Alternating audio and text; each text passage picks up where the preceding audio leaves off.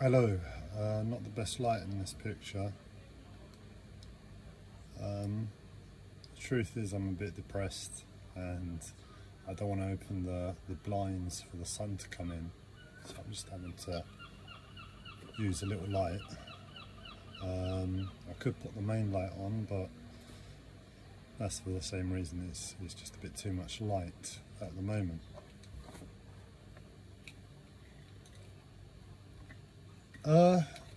Where to start? Where to start with this one?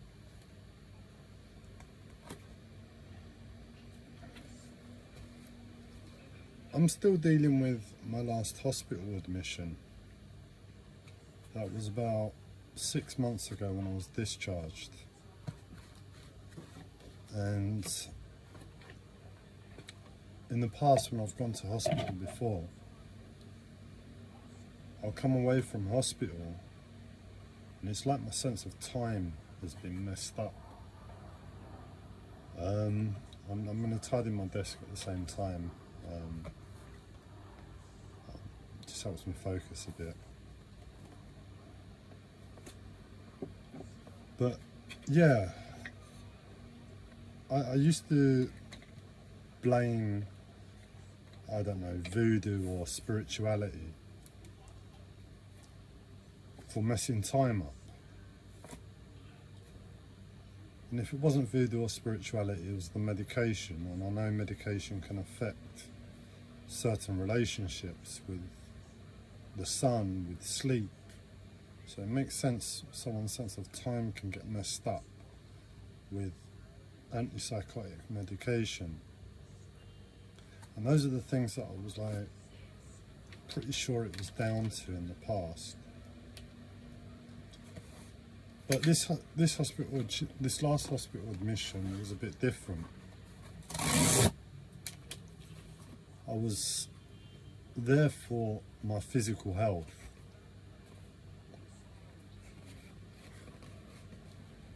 And it was still traumatizing. It was still very, very traumatizing.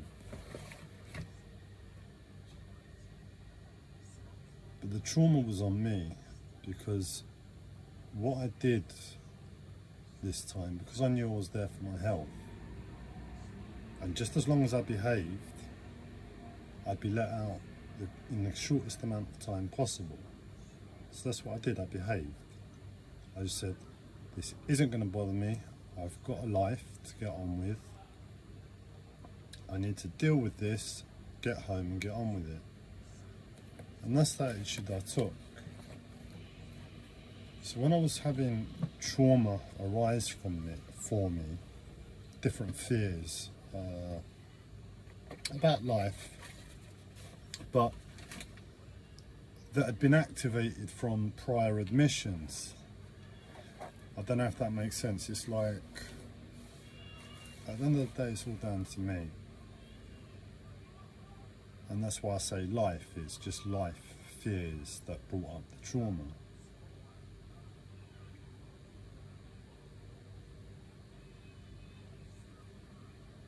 But it was really down to the hospital. Poorly staffed, poorly managed, and I'm afraid of people. You put me in a ward full of 19, 20 other men, and I've seen so many fights over the years on those wards, so many well, I haven't seen the punches, I normally hide because I'm a little girl. I don't like fights and violence, so I'm going to lock myself in the toilets or something.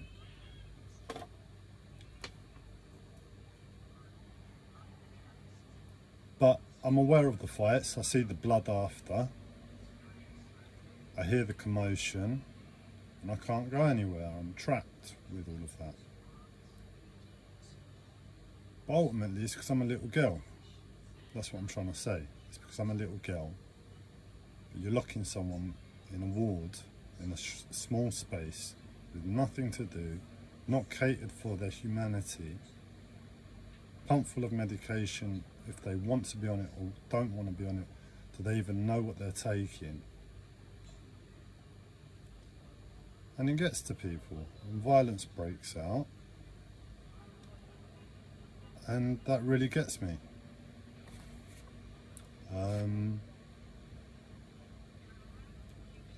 So on this occasion, I saw someone that threatened me in the past. He spoke to me. He didn't threaten me, but he was very aggressive on the ward to everybody. And he threatened people, and he was bullying everybody. And he came and tried to speak to me. But I was a little girl. I was pooing myself. And I just wanted him to go away. So I responded like a little girl, and I think he got the message. Oh, this one's so scared. There's no real pride to gain by bullying him anymore, and he left me alone. But on this admission, there was someone that looked a bit like him, and I was doing my best to hold it together. And it reminded me of him, and I couldn't take it, and I crumbled like a little girl. And that's when the trauma kicked in, and I know I capitulated because I'm forever working on my physical body through energy, Qigong. And in that moment, I sort of lost it. I could tell my energy had just emptied from my body, and that was the trauma. And everything else, every second from that moment on in hospital, was a marathon. It was easy up until that point, in comparison. So I'm still dealing with that now, and when I come away from hospital, as I said in the past, I come away and my sense of time has been messed up. And it happened this time, but because I was in a different place this time with being in hospital, and the trauma was just the trauma, nothing I could do. All I could do was watch it happen. Watch my energy be zapped from my body, shaking in my boots.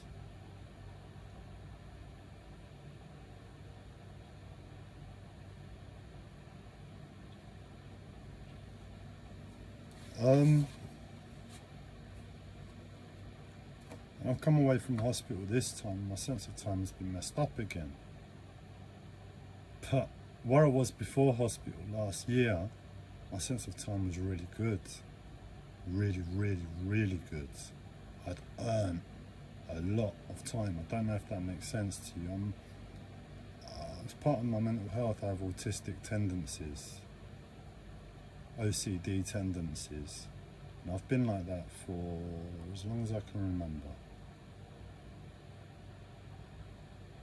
and I'm like that with time. So I don't know if this is comprehensible to anyone, but imagine a gym mindset to time. That's me. Sounds boring, innit? But that's just what I like, and that's fine. There's nothing wrong with it. But I'd earned and I'd trained and I'd built my time muscles really, really big, and I was looking like time.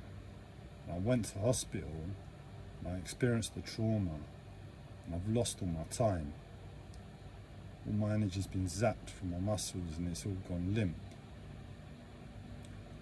So I'm trying to get on with life, and where I was living life last year, and in comparison it was like I was living about 6-7 days last year to 1 day here. So 1 hour here felt like 7 hours last year.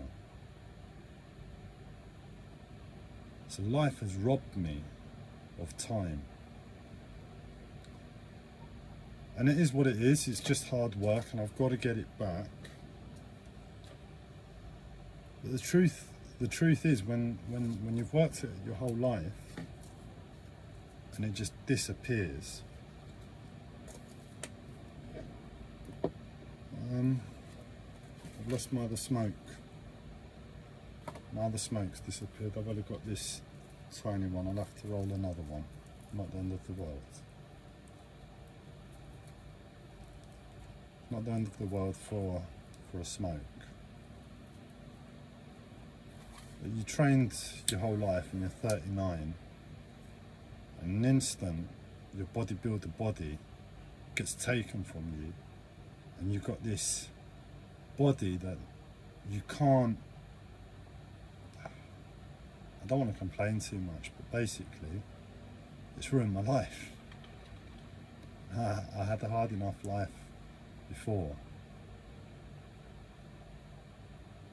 And it's all come to a head, and I'm sitting here and I can't function in my body.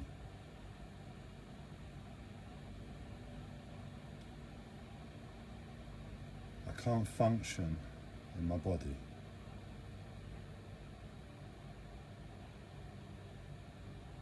Doing the smallest things is difficult. What happens is the pain builds up, and I try and stay calm to the pain, but it builds up, and after a while I've collected about just enough pain that it's enough energy to send me to the shops to buy the food I need to cook later that day. There's no rest, there's no oxygen. And yesterday, the day before, I find out God exists. How are you going to tell us that one, Gabriel? You got proof? Well, I say God. I've not done this before, but I'm going to try and put an image on the screen.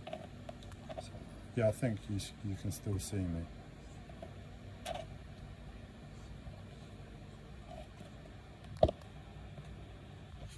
This is from Sadhguru. Sadhguru is pretty much one of two main people in the world that I know that is doing anything in the way of spirituality anymore. We've had prophets walk on this earth. We've had so many great spiritual teachers over the past 50 odd years, and they've all disappeared, and we're left with like one main one, and Teal Swan in America. But you have to be American to know Teal Swan. I don't think she's too popular in Europe. So in truth, we're left with Sadhguru as the only spiritual teacher worldwide. The Dalai Lama's totally shut up. Used to be quite proactive. He used to say a lot. I used to hear of him every so often when I wasn't even trying to listen. And now he's totally disappeared. Just Sadhguru. Another day he posts this one. Dalai Linga. Dalai Linga is his system. He's got a teaching system. He's got a teaching system, and it's called the Dalai Linga. And he's describing it. The Dalai Linga is like an ultimate being with a fully fledged energy body. That sounds like some spiritual teaching, man. Like an ultimate being with a fully fledged energy body. And you're telling me all I have to do is read your stuff, read a book, do what you're telling me, a bit of yoga maybe, a bit of meditation, and I'm tapping into an ultimate being's fully fledged energy body. That sounds like a spiritual teacher. And then to end it, he says Shiva himself is sitting here. Shiva himself is sitting here.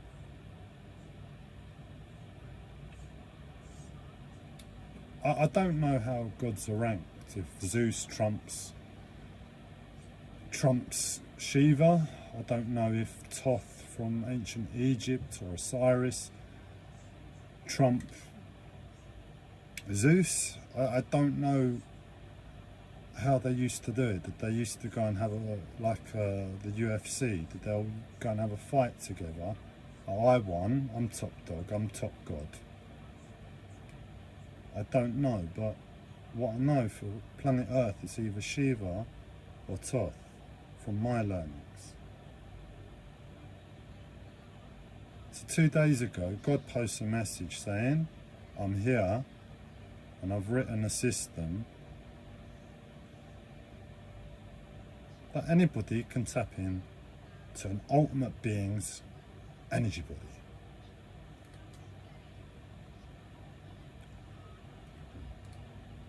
I'll leave that one up to you if you reckon he's telling the truth or not.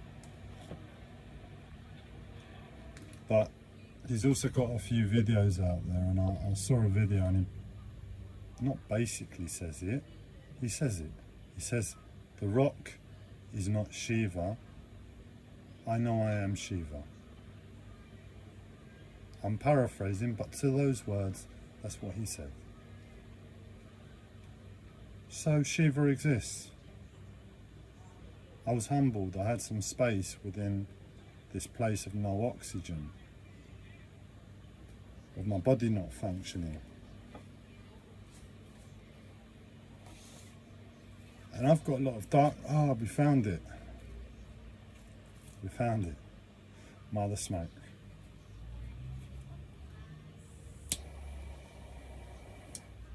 And my body's not functioning, and I know God and Shiva exist. My life's a bit tortured, really tortured. And I've got a lot of what people would call darkness inside of them, but it's the easiest way to describe it. It's just a lot of confusion and pressure coming out in the worst, horrible ways. And that's inside of me, and I'm working through it. So I forgive myself when it happens. Like, I forgive myself because I'm working through it. I can't just let it go. I have to be honest. Oh, this is dark. This is dark. This shouldn't be happening. And I've got to, one day, eventually, as soon as possible, stop this. But it's a reactionary behaviour to an imperfect life. So after humbling myself and taking myself to the park, seen a squirrel jump from a tree. That was wicked. That was like Shiva said, here's a gift, Gabriel. I watched the squirrel. It came really scared close to me. Then it went up a tree over there, climbed across the branch on the top and jumped across the path. That was special. I know what I was going through, and the feeling was I wanted to stab myself. But I knew watching that squirrel jump from one tree to another was everything. These are the polarities I deal with. I want to stab myself at the same time that I'm watching the beauty of everything. And I can come back and I take the space that Sadhguru gave me in my life with his message. And today, it gets harder and harder and there's no space. And I end up hurling abuse and anger and the darkness at Sadhguru.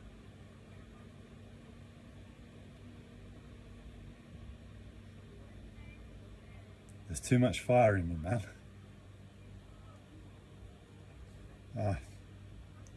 Basically, it's the only thing that's keeping me upright. The fire of what there is left to do before I get to rest. Sit down and for the first time ever drink my coffee and smoke. First time ever. I'm dreaming of that day, and in the way is everything that's wrong in the world.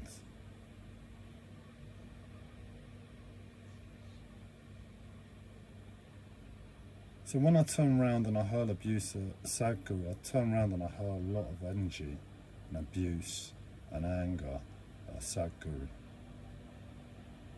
Shiva. And I've got an argument why it's the right thing to do. If you're going to be angry at anybody, be angry at God, innit? Just fix it, man. Just fix it. I don't understand why he just doesn't fix it. If you can fix it. If he can fix it, why doesn't he fix it? If he's God.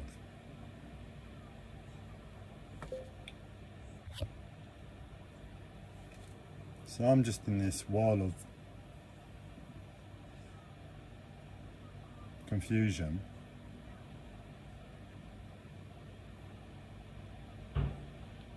And I don't know how the next 5 minutes are going to go. There's just no oxygen.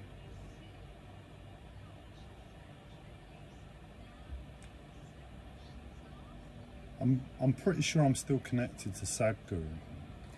We've been having a conversation on the spiritual internet, spiritual WhatsApp.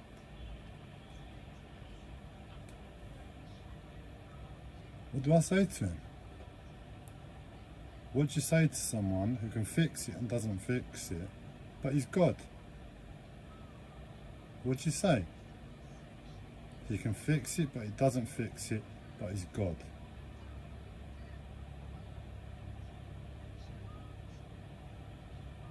You're having a laugh. You're having a laugh, Sadhguru. Shiva.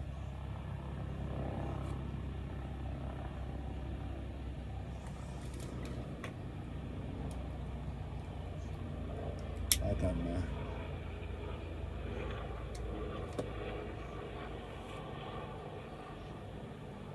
Anyway, we'll leave it here. I think I've depressed the whole world enough today. I've been screaming for murder in God's presence. I've been screaming for murder in God's presence. And I don't feel bad about it. I'm still pissed off at God. Because I know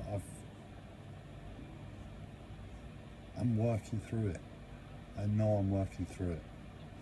And that's the best I can do, unless he just makes it better for me. Fingers crossed, he'll make a live stream tomorrow, and he's made it better for me. So I can make it better for everyone.